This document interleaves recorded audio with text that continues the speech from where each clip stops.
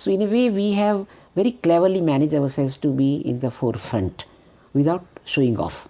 Very subtly being integrating the society. I don't think we have many problems. You see, once upon a time, Bharatanatyam was ethnic dance. Today it is not. It is not. It was actually quite a beautiful performance that we saw, obviously, in the Kennedy Center, where I had the privilege of seeing fantastically talented dancers, classically trained dancers, collaborating to present a united front on what is Indian dancing. And as a dancer, of course, I tend to talk more about dancing and classical dancing. But what 15 years ago was discussed as Odissi is this, Manipuri is this, Bharatanatyam is this, Kuchipudi is this, we had come a long way in finding the commonality of movement and the element of the experience of dance. In music, also, there is a very informed review. For instance, there is one man called Alistair Macaulay from the New York Times. I feel very jealous. I would like to sit next to him. The man writes so beautifully, and everybody reads it, and one wonders how does he enter the skin of the dancer, understand the moment, and write so beautifully about the classical dance in a language which is so wonderful.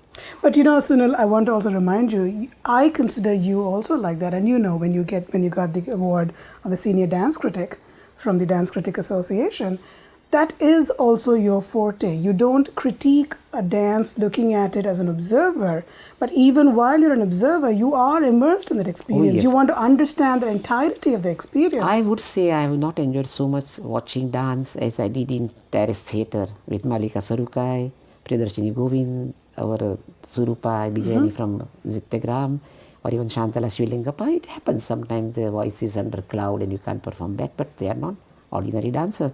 So we put our best foot forward and they brought the best thing. If you go to upstairs in the terrace gallery and you see the caravan of cycles on which there is Lord Jagannath and everything is brought, beautiful videos are being shown, explaining so beautifully, exquisite lighting, ambience, etc.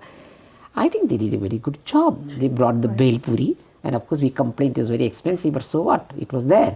We had the Taj, we had got wonderful way the children came and played in that wonderful place, seeing the Hanuman, animation, etc. And also these discussions with literary aspect, people didn't know much. That for instance, Ritu Menon, who is a great writer, when she publishes Kali for Women, she brought an area of oral tradition of literature, which is not written down, and it doesn't get transcribed into translation, etc. What about that wonderful literature which is on margin?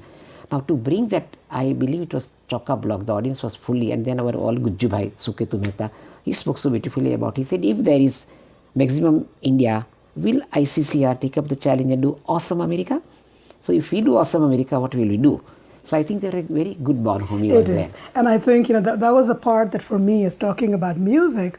While the representation of classical music was different in the Kennedy program, it was so reassuring to see this younger crop of men and women coming up, trying to, fusion is the often misused word. They had retained the integrity and essence of their music tradition. Raghu Dikshit, it was so beautiful. It was marvelous, and people enjoying dancing, jumping. So in a way, they managed to have the slice of India, what they thought India is, in a very beautiful way. There could be omissions. I would say there was no vocal singing by Subramaniam or Bombay Jayashree or T.M. Krishna or the great musician like Pandit Jasaraj or musicians from North India. It doesn't matter. You don't have to give everything to them. Keep them hungry. And then Americans told me, when we will have the festival for us, because you people took over everything. You came in hordes and hordes, and you were, hey, kothay boshe cho. They went on. Sometimes it was Malayalam, sometimes Gujarati, sometimes it was in Bengali, sometimes Kannadi. And I liked it the way people who have worked very heavy work, they are doctors, engineers, they can't find time to come with the children, but they all came and they enjoyed. In that way, Ellis Adams told me, that was the biggest success we had. We didn't expect that there will be crowd, and also the media coverage is very good.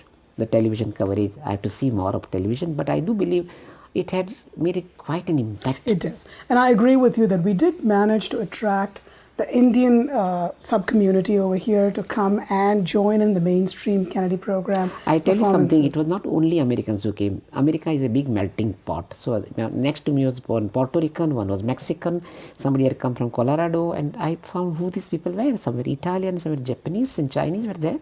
So I believe they all came to see India in a very big way, which they said we didn't have much of the time because many Indians didn't come to see Arab countries or Japanese countries, which is possible. Right. But here they arouse a certain enthusiasm And I they agree. did their best.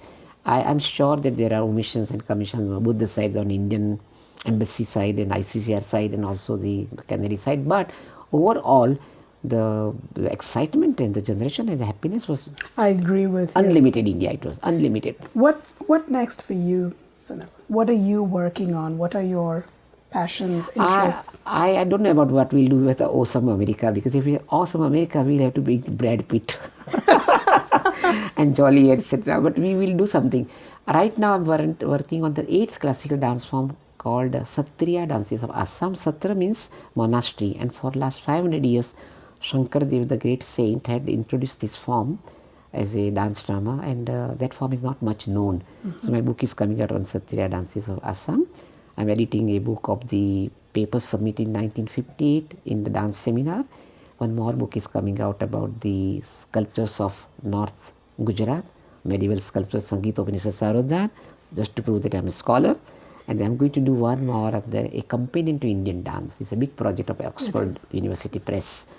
My hands are full. I do travel. I'm Right. known as a globetrotter, but I love coming and traveling. And I know I've said this to you, and I think the world of dancing as dancers, teachers, as Indian citizens, to some extent as we are also American citizens, is to say thank you to scholars like you. You have done tremendous service in highlighting what may have become underrepresented or unrepresented, reintroducing us to the richness in our cultural heritage, and thank you so much for that. I have been lucky. I must say that Dr. Mulkarajan, Rukmini Devi, Dr. Kapila Vatsa and Kamaladevi Chattopadhyay, we are very lucky. They indulge us.